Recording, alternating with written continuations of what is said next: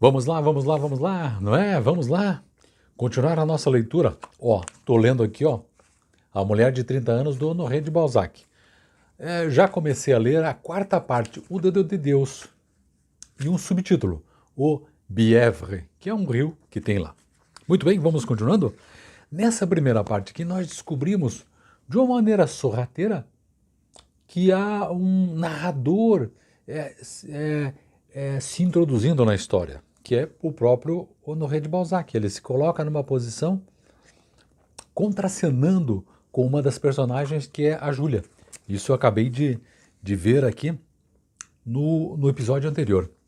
E é interessante, alguém disse aqui para mim, aliás, até comentem também, que esse livro do Balzac representa um livro meio bagunçado, que ele não fez revisões, e é por isso que tem essas trocas todas aí. Mas o livro é excelente.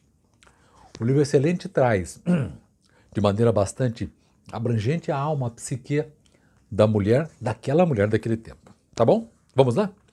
Página 140 agora. O Vale da Torrente. 2 ou 3 anos mais tarde, ou depois daquele episódio, uma noite depois do jantar em casa do Marquês de Vandenesse, então de luto pelo pai, e que tinha de tratar da sucessão, encontrava-se um notário. Esse Marquês de Vandenesse é digamos, eu acho que né, o amante aqui da nossa personagem. O pai dele acabou de falecer e ele tinha de tratar do que ia ficar para ele e tudo mais, da sucessão. E aí tinha um notário, um escrivão na casa dele. Não o insignificante notário de Stern, mas um corpulento e gordo notário de Paris, um desses homens estimáveis que fazem uma tolice com precaução, que pisam com toda a força numa chaga desconhecida e perguntam o motivo por que a gente se queixa. Esse notário de Stern, não insignificante notário de Stern, é um personagem acessória da Viagem Sentimental à França, capítulo que não consigo ver o capítulo, é um homenzinho infeliz, maltratado pela mulher, pelos homens, pelos elementos e assim por diante. Vamos voltando aqui? Se por acaso ficam sabendo o porquê de sua estupidez assassina, dizem, juro que de nada sabia. Enfim, era um notário honestamente simplório que na vida não via senão escrituras.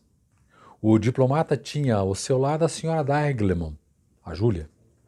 O general retirara-se delicadamente antes do fim do jantar para conduzir seus 2 filhos ao espetáculo do Ambigu Comique ou do Gaité, nos boulevards. Então o general é o marido da Júlia.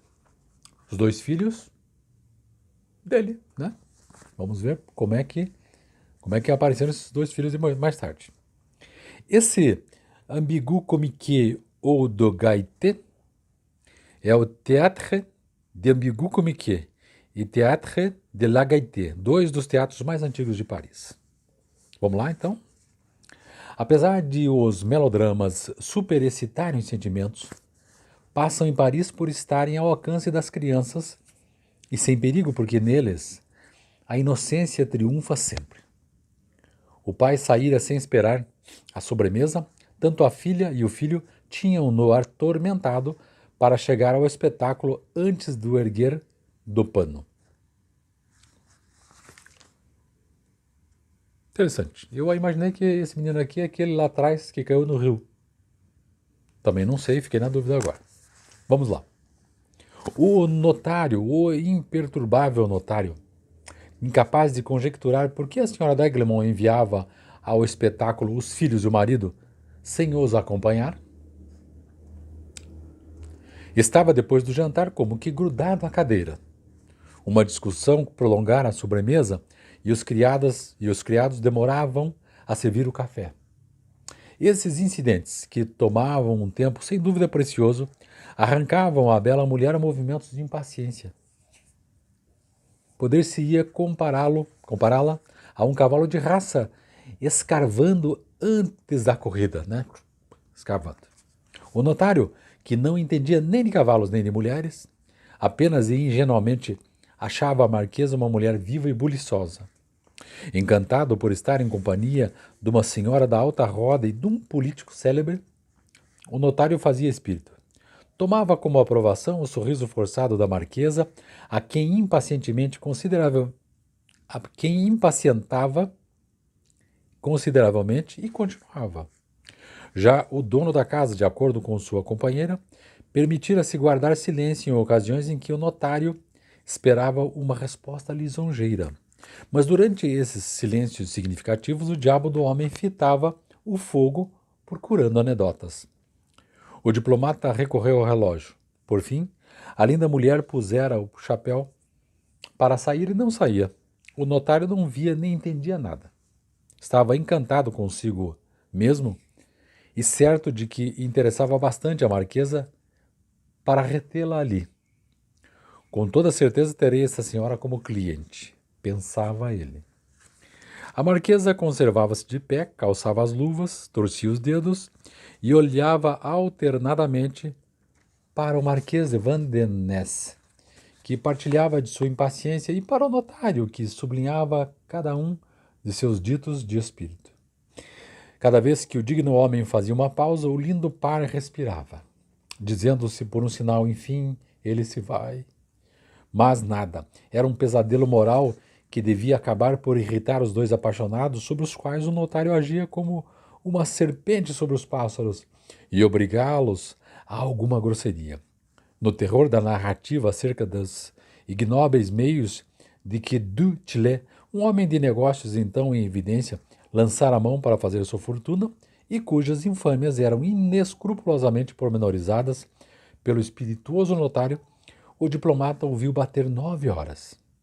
Esse Du Tillet é o personagem de primeiro plano de A Comédia Humana, que encontramos em Uma Filha de Eva a tramar a ruína de Raoul Nathan. Vendo que o notário era decididamente um imbecil que urgia despedir-se sem mais delongas, interrompeu-o resolutamente com um gesto. Quer as tenazes, senhor Marquês, disse o notário, apresentando-as ao cliente. Não, senhor, sou obrigado a despedi-lo. A senhora precisa ir acompanhar seus filhos e eu vou ter a honra de acompanhá-la. Eles queriam se livrar do cara logo. 9 horas já? Na companhia de pessoas amáveis, o tempo passa como por encanto, disse o notário, que falava sozinho há 1 hora.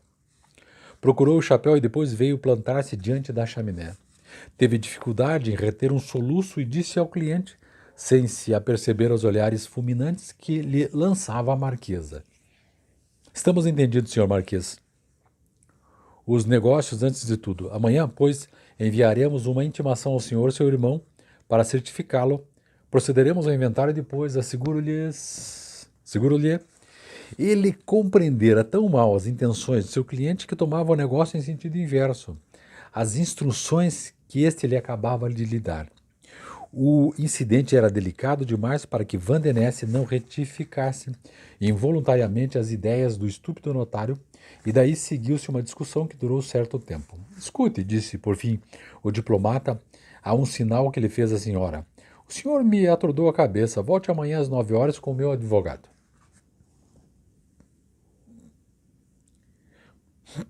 Mas permita-me observar, senhor Marquês, que não temos certeza de encontrar amanhã o senhor Desroches, notário, encontrado em uma estreia na vida, que é outro conto, talvez, né?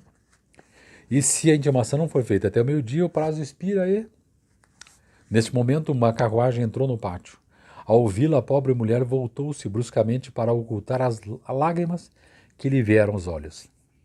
O marquês tocou a sineta para mandar dizer que tinha saído, mas o general, que voltara subitamente do gaité, precedeu o criado e apareceu trazendo por uma das mãos a filha, que estava com os olhos vermelhos, e pela outra o menino, pesaroso e zangado. — O que aconteceu? Perguntou a marquesa ao marido. — Mais tarde lhe direi, respondeu o general, dirigindo-se a um gabinete contíguo, cuja porta estava aberta e onde ele divisara os jornais. A marquesa, nervosa, atirou-se com desespero num canapé. O notário, julgando-se na obrigação de ser gentil com as crianças, adotou um tom afetado para perguntar ao menino: Então, meu filho, que peça foi que viu? O Vale da Torrente, respondeu Gustavo, de mau humor. Gustavo é o filho, então, mais um personagem que a gente conhece o nome. O Vale da Torrente houve, com efeito, um melodrama intitulado Vale da Corrente, da autoria de Frédéric Dupet-Marais, representado pela primeira vez no Teatro de Paris em 1816. E assim vai.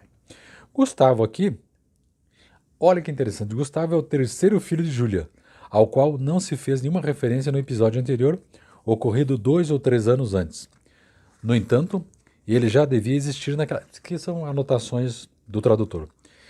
No entanto, ele já devia existir naquela época, pois do contrário não poderia fazer do espetáculo um relatório como o que segue, prova de uma inteligência extraordinária, mesmo no menino de 4 anos ou mais. Então, 2 filhos homens e a menina. Esse Gustavo. O outro eu acredito, pelo que eu percebi aqui, é aquele do episódio anterior que caiu na água. Não é? E assim foi. Palavra de honra, disse o notário.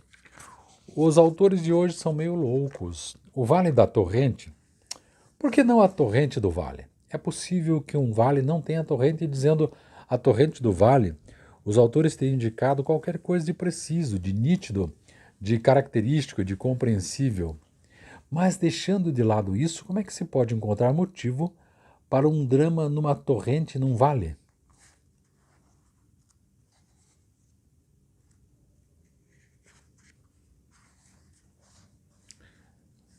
Então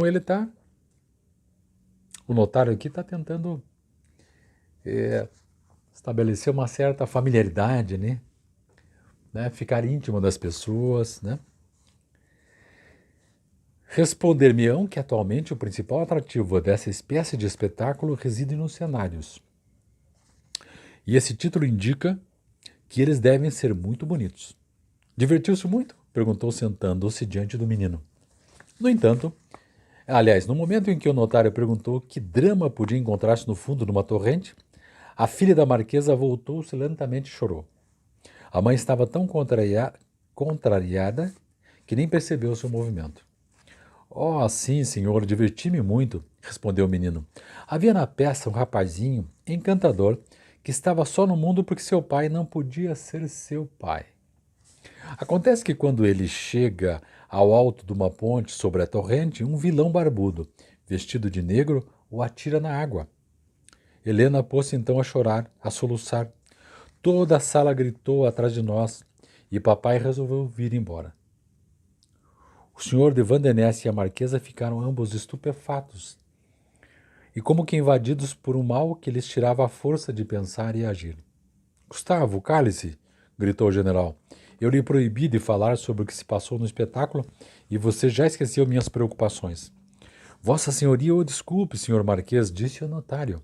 Fiz mal em interrogá-lo, mas ignorava a gravidade da... Ele não devia ter respondido, disse o pai, olhando com frieza para o filho. A causa do brusco regresso das crianças e do pai ficou assim perfeitamente esclarecida para a marquesa e para o diplomata. A mãe olhou para a filha, viu-a chorando e ergueu-se para ir até ela. Mas nesse momento o rosto se lhe contraiu violentamente e apresentou os sinais de uma severidade que nada atenuava. Basta, Helena, disse ela. Vá para o quarto enxugar as lágrimas. Que foi que a pobre menina fez? Perguntou o notário, querendo acalmar ao mesmo tempo a cólera da mãe e o pranto da filha. Ela é tão linda que deve ser a criatura mais bem comportada do mundo. Estou certo, senhora, de que só lhe dá satisfações, não é verdade, minha menina? Helena olhou trêmula para a mãe, enxugou as lágrimas, tratou de mostrar uma fisionomia calma e enveredou para o quarto. E por certo, disse o notário, sempre continuando a falar, a senhora marquesa é uma mãe muito extremosa para não amar do mesmo modo a todos os seus filhos. Aliás, a senhora é bastante virtuosa para não ter essas tristes preferências cujas funestas consequências se revelam mais particularmente a nós, notários. A sociedade nos passa pelas mãos, por isso vemos as paixões sob a sua forma mais hedionda, o interesse. Às vezes, é uma mãe que quer deserdar os filhos do marido em proveito dos filhos que ela prefere. Enquanto, por seu lado, o marido quer reservar sua fortuna para o filho que mereceu o ódio da mãe. Então, são lutas, temores, ações contra escrituras, vendas simuladas, fideicomissos, enfim, uma embrulhada deplorável. Palavra de honra, deplorável. Outras vezes, os pais passam a vida a deserdar os filhos, roubando o dinheiro das esposas. Sim, roubando é o termo.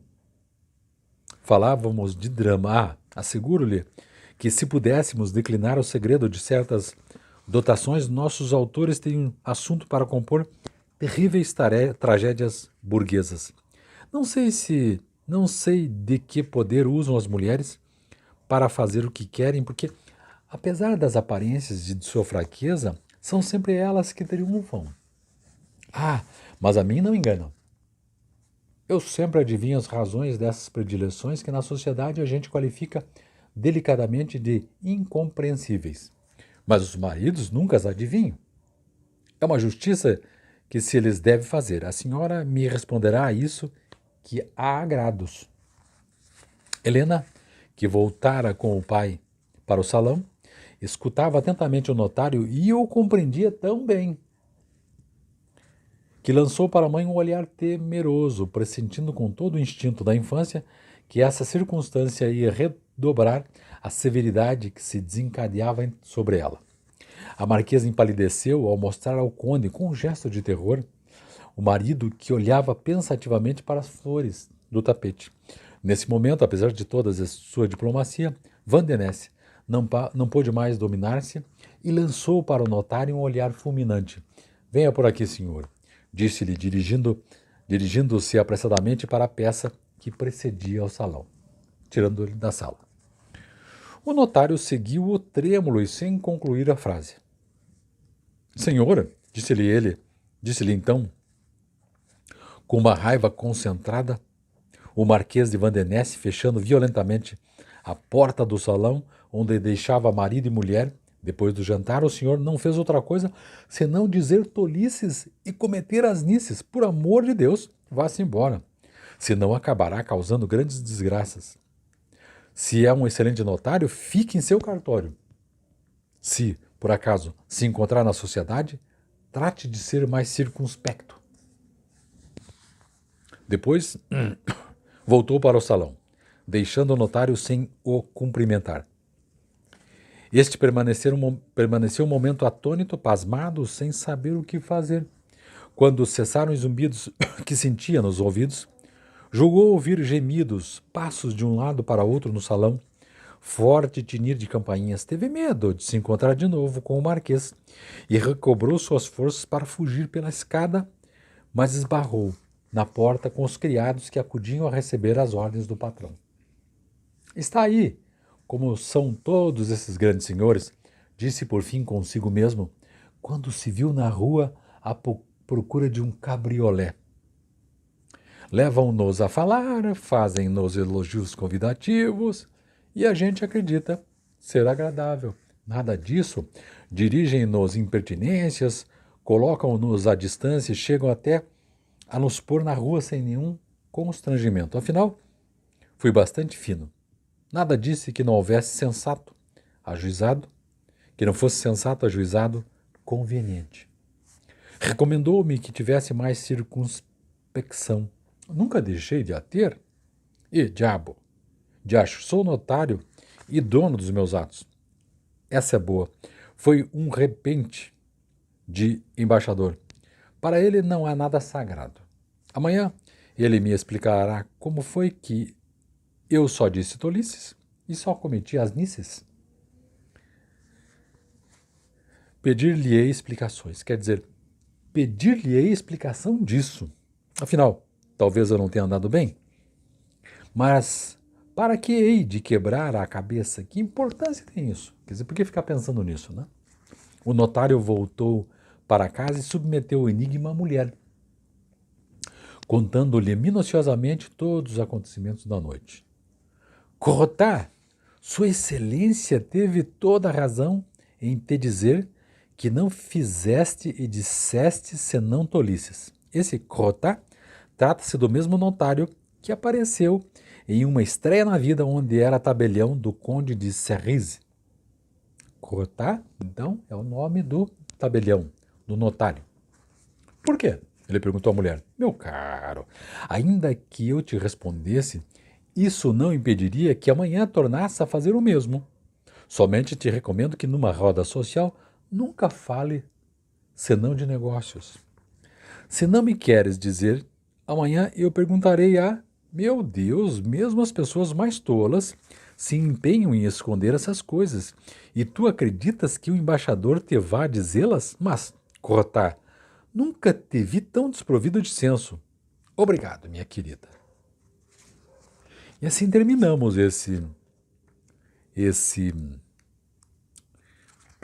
essa quarta parte. Terminamos a quarta parte, o dedo de Deus.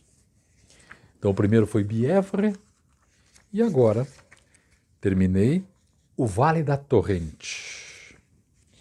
Esse Vale da Torrente, relembrando, é uma peça teatral lá, que o menino descreveu bem e que trouxe mais ou menos, na minha concepção aqui, resquícios do que aconteceu com aquele outro menino no episódio anterior.